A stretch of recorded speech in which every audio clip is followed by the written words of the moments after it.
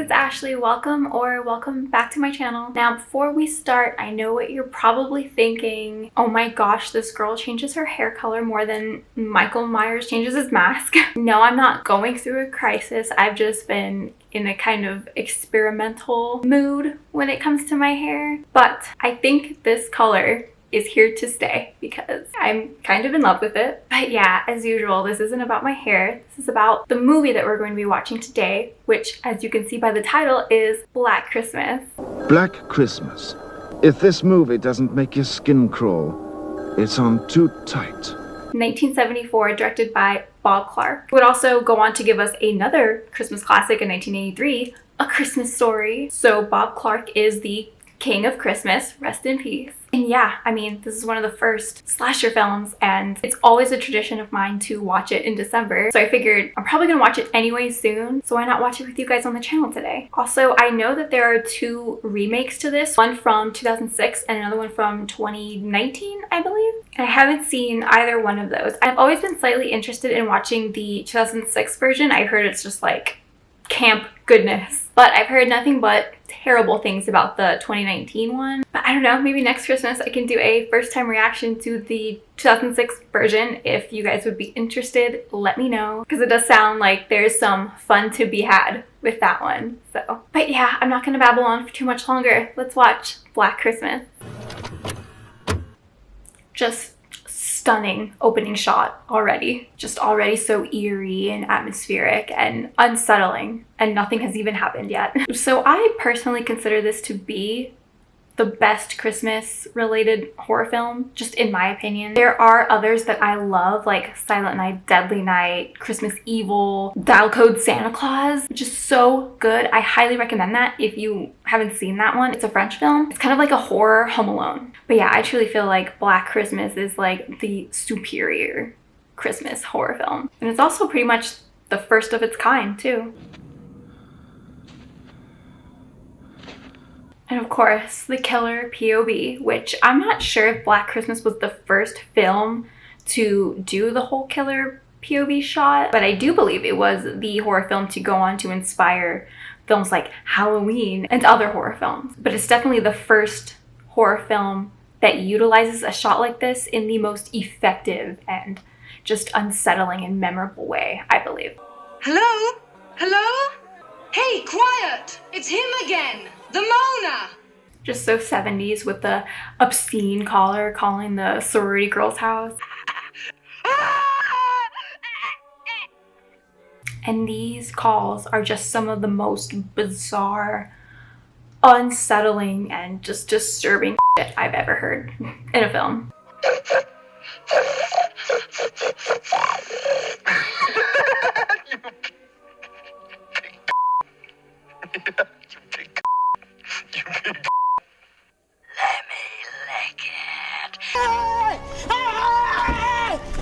Find a wall socket and stick your tongue in it. That'll give you a charge. I'll stick my tongue up your pretty You f***ing creep. I'm going to kill you. Yeah, I'm gonna sleep well after that, sure. But you know that town girl was a couple of weeks ago. Darling, you can't a townie. You really are too much, Barb. Yeah, Barb's a terrible person. Come on, Claire. She didn't mean anything. No, really, Jess, it's okay. Olivia Hussey is stunning, by the way. It's her month. Where have you been? I've been shopping, you know. Not this lady. You see, this movie does creepy so well, and I guess if I had to critique it for anything, it would be weird, humorous camp moments thrown in there, especially with the, you know, drunken house mother character and then some of the cops later at the police station. I don't know. This character, she feels like she belongs in another film. But I guess I'm also just too picky, so. Mrs. Mack's been looking all over. Oh, look at the kid. So floofy. Oh no. Claude? Is that you, Puss? Kitty? Girl, that's not the cat. There's an entire full-grown person in there. Who is it?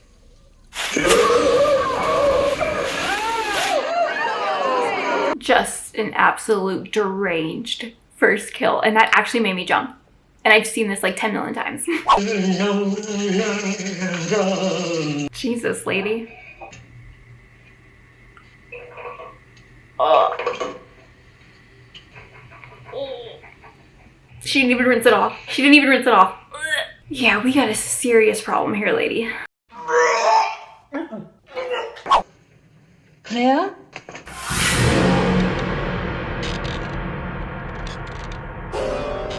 Just that image, you know, of this girl with the plastic over her face, just sitting in the chair perched at the window for the rest of the movie, and nobody discovers her. It's just so simple almost, but it's done in a way that is so effective and scary. Like, they were doing something in the 70s. I swear. Like, that 70s charm was just surely something that could never ever be replicated ever again. Easily one of the best decades for horror and film in general. You're supposed to be responsible for the morals of every girl in this goddamn house. Well, I'm with her on that one. What? Here, kitty, kitty, kitty, kitty, kitty. Lady, you didn't finish putting on your lipstick. Just a mess. Just a mess of a character. Oh, God damn it, Claude, you little prick. This is very kind of you, Mr. Harrison. Think nothing of it. Yeah, I don't know what they were thinking when they included that character. She has her little funny moments, I guess. I just never thought she made sense in this movie, but whatever.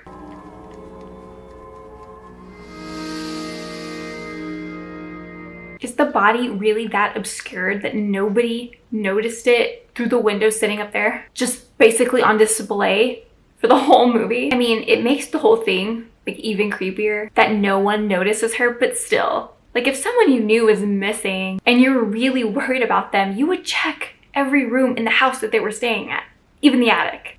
I digress. I'm pregnant. Jess, that's fantastic. I don't want it. You don't want it? Not this. I'm going to have an abortion.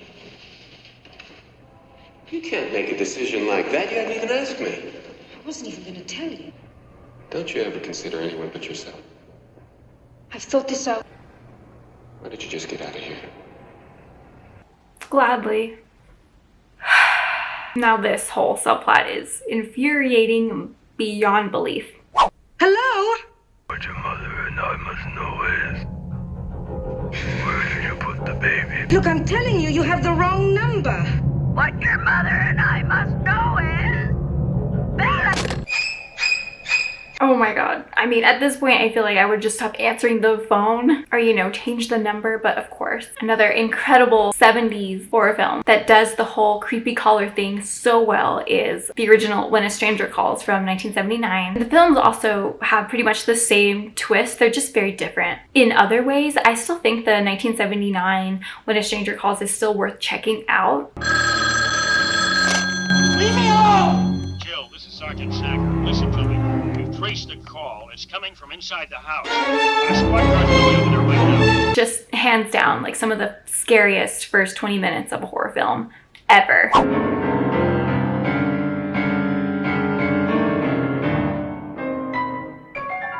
Honestly, me, when I used to take piano lessons as a kid.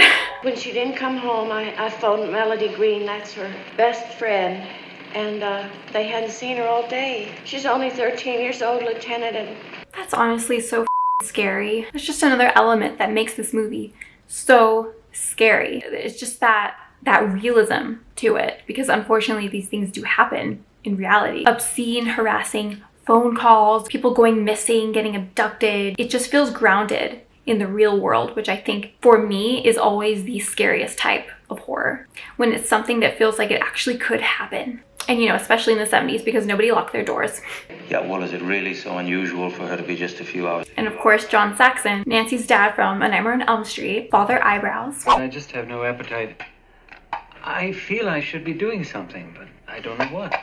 Well, why don't you just try to stop worrying? I feel bad for this man.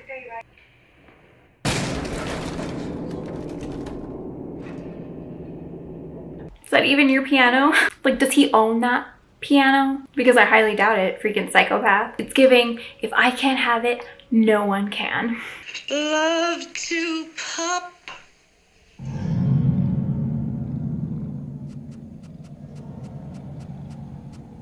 Ugh, god damn it. Is nobody feeding this cat? Like, who's feeding it? Who's cleaning its litter box? I mean, no offense to Claire or anything, but at least the killer had the decency to not kill the cat. I can appreciate that. Claude? Where are you? You don't deserve Claude, lady. Jesus, Claude, now look what you made me do. Claude? I can't see a damn thing. It ain't that dark, lady.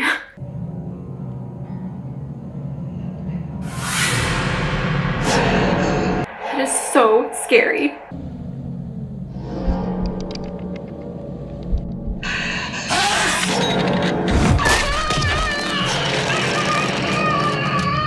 Bye. Won't miss ya.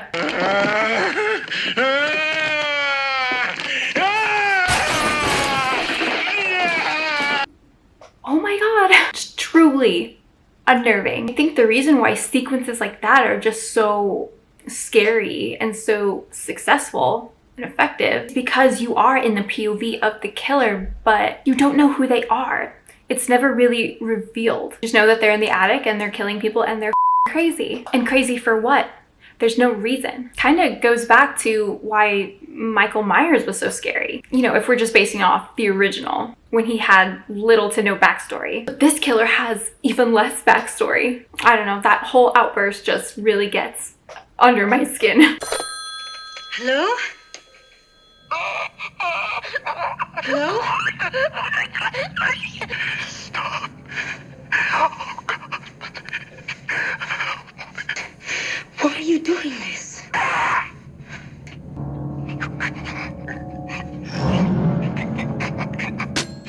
It's scary as f, but it also kind of sounds like Beavis in some parts. Peter, Jesus, you scared the hell out of me. Why didn't you say something? Yeah?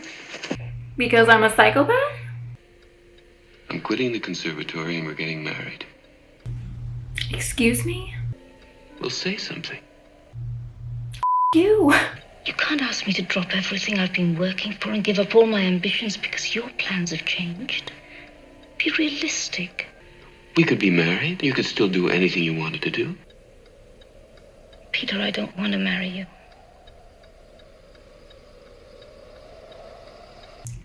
Beautifully stated. This whole exchange and the feminist themes are so well done and subtle in that the movie doesn't hit you over the head repeatedly with them, but they're still very well executed in, you know, terms of getting the point across. But the wild thing is everything she just said should just be common sense. That's what's infuriating, is that to some people it's not. You selfish.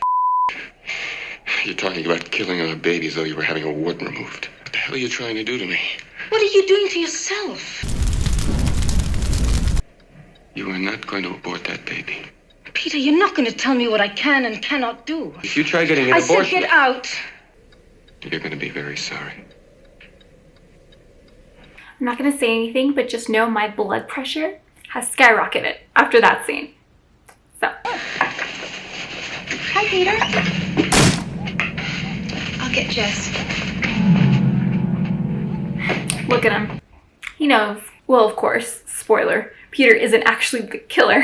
But I like that John Saxon's character can tell just by looking at him that the guy is not right and that something's clearly off with him. He has good judgment. I just know Claire is dead. I can just feel it. Oh, come on now, Phil. Aww. Phyllis is so precious. I will say I do love the ladies in this film. Well, except Barb and the house mother. But love everyone else. Oh, what's the matter? You'll be okay. It's okay. Like, that actually makes me feel weird. I think that's a me thing. Like, I can watch somebody getting their intestines ripped out, but it's hard for me to listen to somebody having an asthma attack. I feel like I'm gonna pass out. Like, it makes me feel like I can't breathe either, which is terrifying. But I'm also a hypochondriac. So.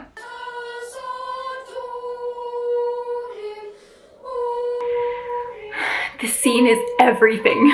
One of the greatest kills in horror history. I'm saying it. It is so well done. Also, look alive, children, you're scaring me. It's all right, Agnes. It's all right. Agnes, don't you tell what we did, Agnes. Agnes. The most iconic shot of the whole film right there.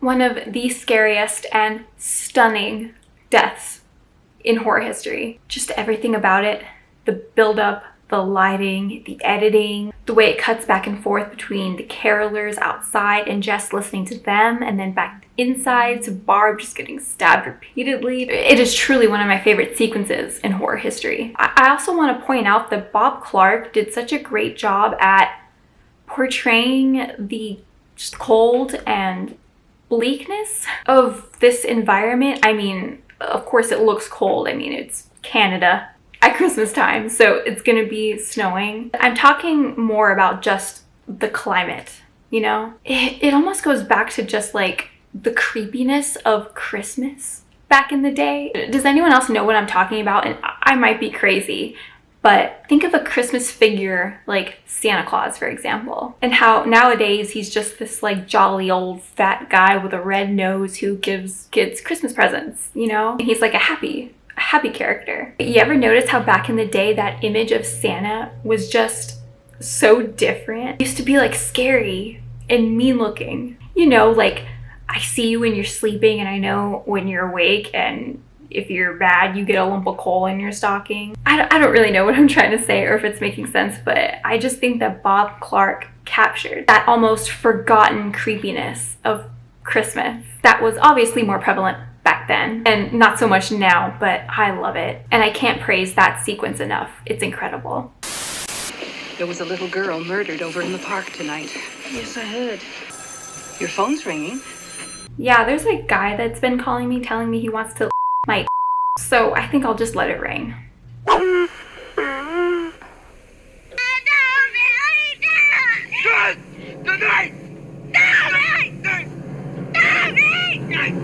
actually think the calls get more and more distressing and disturbing as the film goes on, which I don't know how they did that, but great job.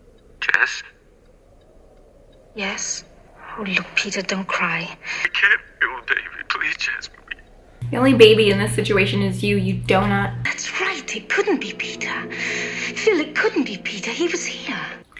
Ooh, and there's a shadow behind them. It's just so freaking creepy. You know, I guess by today's standards, this film would be considered slow or whatever. But in my opinion, the slower parts are vital at building the suspense. And then it makes the ending, you know, the payoff, that much more thrilling. Barb, are you awake? Not Phyllis. She was just so wholesome. Phil? Are you there? Phil?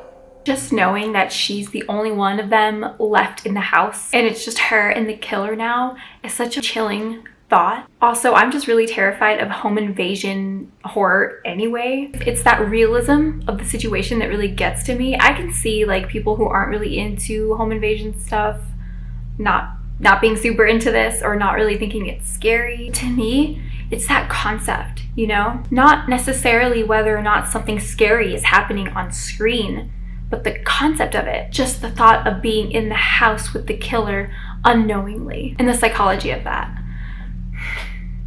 Terrifying. Hello? You pig. You fat pig. You pig. I can't anymore. I can't do it.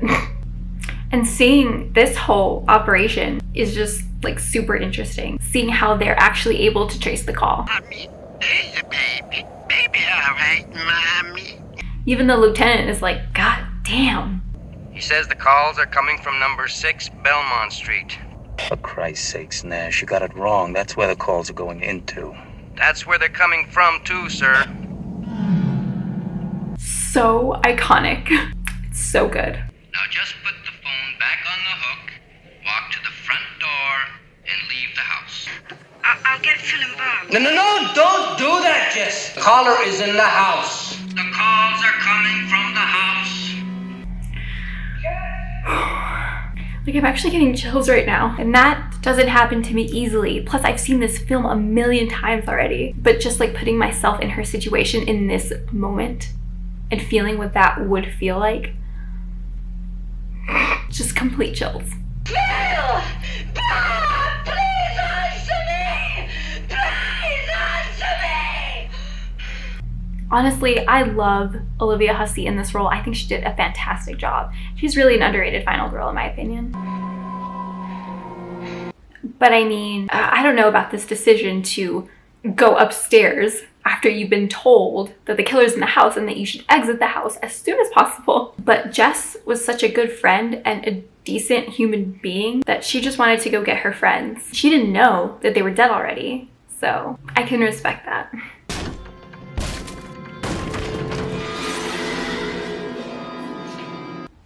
The trauma has begun. Agnes, don't you tell what we did, Agnes.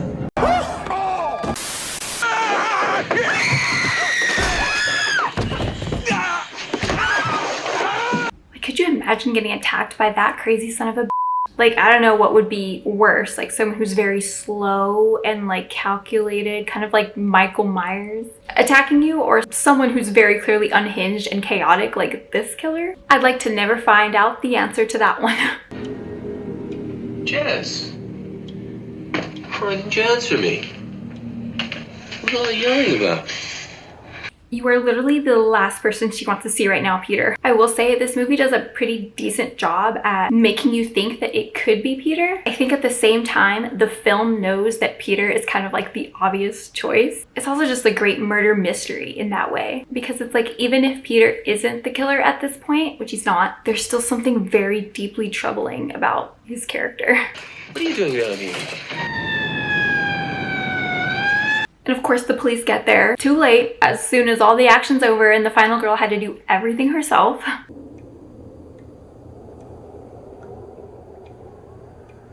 I knew it. I knew it in my gut it was that kid. Listen, like I said, it was probably for the best. I think Peter definitely seemed like the stalker type, if you know what I mean. Like, there's no way he would have ever left Jess alone after this whole ordeal and their personal situation, especially after the decision that she made. Probably would have ended up harming her in some way or another in the future, so.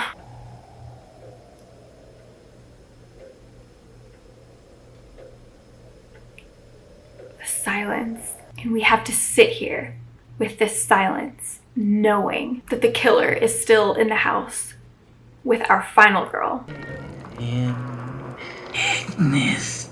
And no one checked the attic. After everything, still nobody went up there. I mean, the house mother did, but she's dead too in the attic. And I love how we just slowly pull away from the window and of that haunting image of Claire at the window. And it's still silent. And then the phone rings. Ugh. Bravo. Okay, you guys, that was Black Christmas. I don't know what else I could possibly say about that film. Just an absolute classic with a capital C. It's just pure suspense and eeriness and dripping in atmosphere and just the definitive Christmas horror. So let me know in the comments what your thoughts are on Black Christmas and what are your other favorite Christmas horror films. And also let me know if the 2006 version is worth watching on the channel. And also just feel free to give me other suggestions just for other film related content. Like starting in 2024, I really want to start doing other types of content for my channel, like not just commentaries, just other ways to express my love for horror and the genre and film. Like I would love to do more physical media related content, like physical media hauls, VHS reviews for my VHS lovers out there, and just more like list type videos, like my top 20 favorite movies from the 70s or something like that. I mean, I have done like films I've watched recently type videos and nobody seemed interested in those, which is kind of disheartening. Because while I love doing commentaries and reactions, I just don't want to feel too limited to that. And also they just take forever to edit. And if I was making other types of content as well, I could probably put out a lot more content. But the question is that even worth it if nobody is even interested in that other types of content? But I don't know. I'm sure I'll figure all that out in time. Let me know in the comments. But yeah, I just want to thank you guys for watching Black Christmas with me today. Hope you all have a great holiday season and a happy new year. And I'll see you in my next video. Don't you tell what we did.